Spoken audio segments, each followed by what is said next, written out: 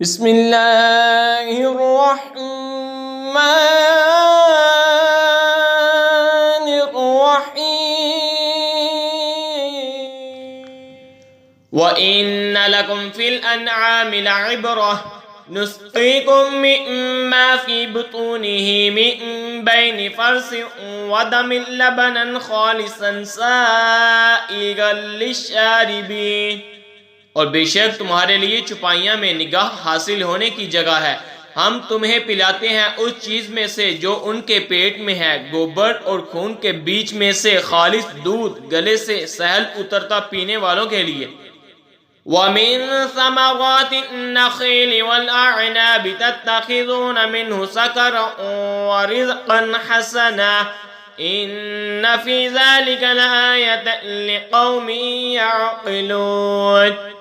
اور کھجور اور انگور کے پھلوں میں سے کہ اس سے نبیذ بناتے ہو اور اچھا رزق، بے شک اس میں نشانیاں ہیں عقل والوں کو۔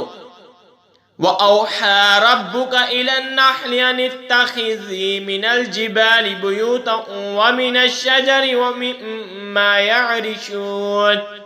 اور تمہارے رب نے شہد کی مکھی کو الہام کیا کہ پہاڑوں میں گھر بنا اور درختوں میں اور چھتوں میں۔ ثُمَّ كُلِي مِن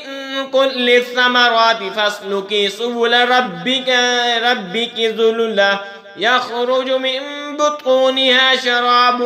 مُخْتَلِفٌ أَلْوَانُهُ فِيهِ شِفَاءٌ لِلنَّاسِ إِنَّ فِي ذَلِكَ لَآيَةً لِقَوْمٍ يَتَفَكَّرُونَ۔